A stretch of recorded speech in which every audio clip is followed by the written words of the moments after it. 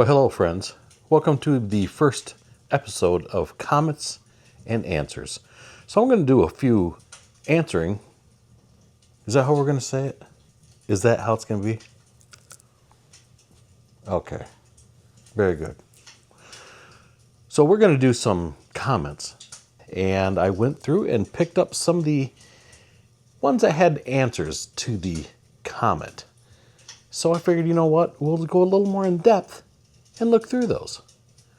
So I picked 5 random ones and we'll see how that goes. So we have a beautiful fire crackling in the background, so it's nice and toasty in here. And looking forward to answering some of these questions. So let's get started.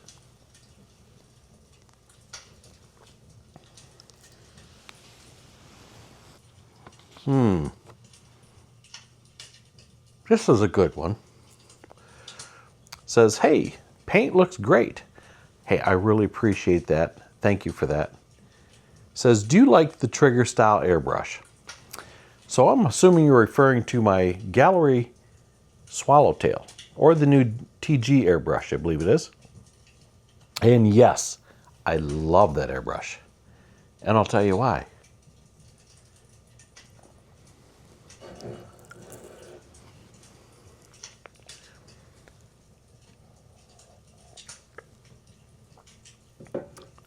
It starts out with comfort. For me, it's about comfort. I like that airbrush because it's got the trigger and it's so comfortable to use for me. The button's nice. I'm good with that. But after a while, I could do a full paint job and it starts to hurt my finger. You know, I'm getting a little older, so it starts to get uncomfortable. Where the trigger, I can run that thing all day long. Now on the other side, I do like the new Gallery brush just because it actually puts paint down a little on the lighter side. It takes a few more passes, but with the trigger, it's okay because it's comfortable. So that Gallery will put paint down, it itemizes it more, you know, atomizes the air better.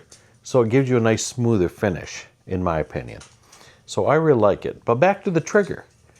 It'd be kind of like when you're a young guy and you were looking around and he's thinking, man, why does that old guy drive that old Grand Marquis around, or that old town car or Cadillac or something like that? He's got the money. Why doesn't he get a nice sports car or something and be cool? And because he wants comfort, just like that trigger brush that I like. That's what mostly it's about. And I find that very, very enjoyable to use. And that is my to-go-to airbrush these days. So that was my first comment, so I appreciate that. And we have a kitty now joining us, so we'll see how that goes.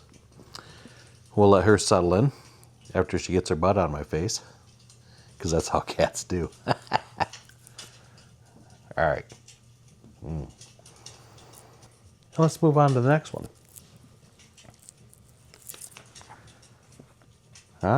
This is a good one. So on my last video, I did a video on the door cards, the door panels on the 67 Mercury Comet Cyclone GT. And a fellow writes in, if you do an image search of these door panels, you will find that you missed it completely. Big time. Shame. Yes, you are 100% correct. I did miss it. I did miss it big time on that, and yes, I did. A couple reasons. First, I'll have to say, I research every build I do. I always Google search every build, mainly for color options, interior options, and what color combination looks good, or if I want to just use my own color. But I'd like to get a gist of what color actually looks good on the car.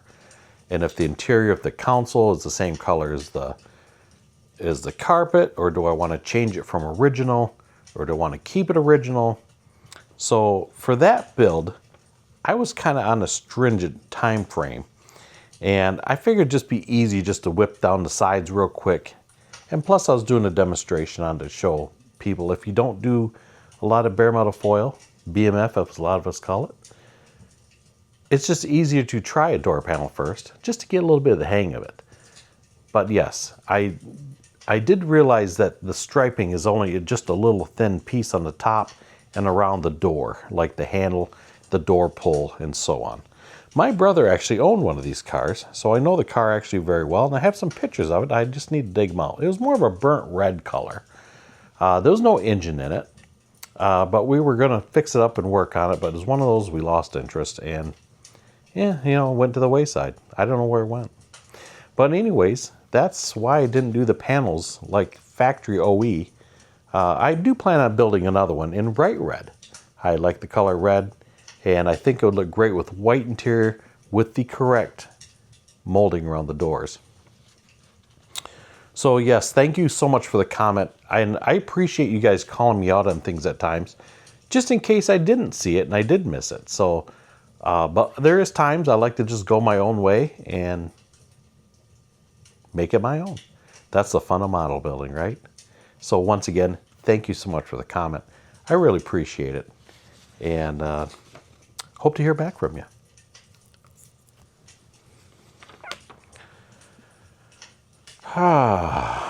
So this one's off an older video. This was one off the old Cougar paint job I did like back a year, 2 years ago almost. This was when I kind of first figured out MCW paints and got okay with them. So the guy comments on there, the gentleman does, he says, love the paint jobs. Once again, thank you for that. He writes on there, do you clear coat them? Yes and no. Most, probably 99% of the time, I clear coat. If you're using a nice enamel paint, which probably 99% of the times I paint is with enamel. As long as I'm not decaling it and it comes out great, you can actually just leave an enamel paint job without clear on it and it looks fantastic. Now if I'm decaling, most of the time it's getting clear coat. I like to use the MCW 2K Clear. That is part number 1017E. And you have to use the hardener. I did find out if you don't use the hardener, it'll never harden. Well, that's correct, right? Yes. Yes, my producer says that's correct. Okay. Anyways, I did a paint job a while back. First time using MCW, matter of fact, and I used the clear coat on, the first time using the clear coat, I should re-say that, and it didn't cure. So what happened is I found out the hardener was no good, and it never hardened. I was building the model and leaving fingerprints in it, very disgusted with it, very discouraged, thinking this stuff is garbage, I will never use it again. But then to come to find out, it was just a bad bottle of clear coat. Who knew? So lessons learned. But yes, I use clear coat on almost all my builds, especially with decals, just to cover them up. On the other note, I have heard people say that they're nervous on some clear coats because they're too hot. And what they mean by that is once the clear coat hits the plastic and starts to gas out, atomize with the air, it causes a chemical reaction in the material, and it can actually become warm. And at times it could either melt plastic or in some cases damage decals. So in that case, MCW, I have not found an issue with that as of yet. So it's basically made for automotive models and any models of that type, tanks, planes, trains, ships, whichever you have, and it works great. So that's why I use it. It's pretty safe. And with the hardener in it, I could actually handle this within about 2 days, 3 tops. And this is without baking it in my Susie Bake Oven.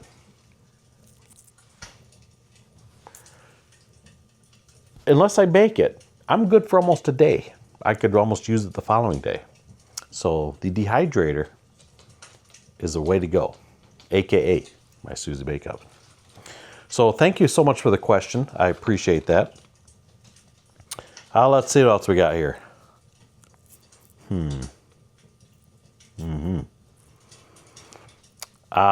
This is another good one here. The car is a beautiful job. Thank you so much for that. This is on the last video I just did of the Steely's group build with the 67 Comet. This was the final video. Gentleman writes, what is a good site to buy files for 3D printing? Very good question. So I like to buy my files from a online company called KREG'S 3D. I will leave a link in the description below for that. There is a lot of other file companies out there you can get files from. But this one in particular I find is very easy to navigate through. The prices are very good. And most of them on there are really nice prints. So I highly recommend it. And I apologize, I do not have the other numbers or names in front of me of the other companies. But you just do a Google search and it'll bring that up for you, no problem. But I do like KREG'S 3D. There's a particular gentleman, his name is Andrew. I'm going to botch his last name up, but I'm just going to leave it at that. I'm going to screw it up. You just search in, I bought a 79 F-150 from him. And this thing is beautiful. So I will tell you, if you buy some of these files, most of these companies or these designers will sell you this file in multiple scales.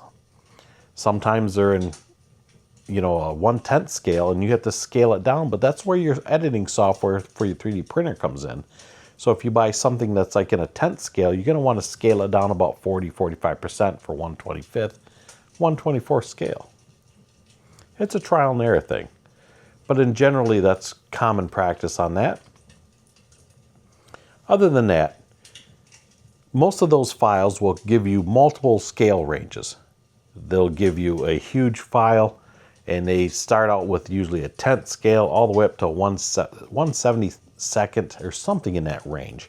And you can just pick whatever scale you want, download it, and then print it off. So very easy, very nice, easy to use. I highly recommend it. And the prices are really good. I can get a full build car usually around $20 on there. So check that out. And that is where the rims I printed for that come from. And I believe those were about $2. They weren't very bad. So once again, I appreciate that comment and thank you for that.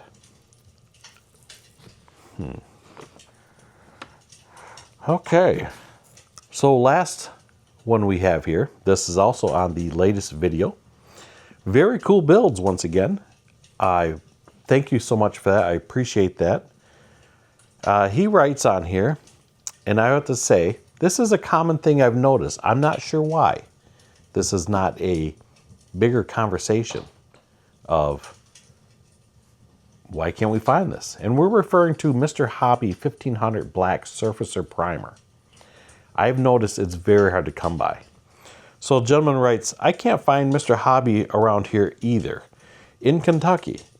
I was wondering if it's just an East Coast thing. Well, to comment on that comment, I've done a lot of searching on the internet for this, and I have not run across any. A few places, but I've been having trouble buying it for some reason. I don't know why.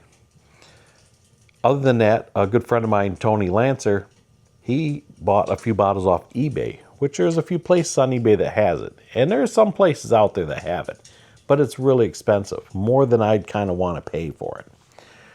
So my friend Tony bought some, and he ended up giving me a bottle. And I told him, once we find a bottle, I'll just give him one back, and we're all good. So I am not sure why. This comes from Japan, I believe, and it's kind of like their thinners. Some of the thinners are kind of hard to come by as well. So, but I did notice the primer seems to be the biggest catch out there that's hard to come by. So that is a very good question on where is the primer? Who's using it? Is somebody drinking it? I don't know. It just seemed to be hard to find. So with that, that is a very good question, and I would like to know the answer to that one myself. Would you look at the time? That's going to probably do it for this episode. So once again, guys, I appreciate you tuning in, checking out the channel. And hey, we'll do another series, a couple more videos. And once we get some new questions out there, we'll do another video like this for episode 2 on comments and answers. And we will see you guys on the next video. You guys have a good one. Thanks for watching.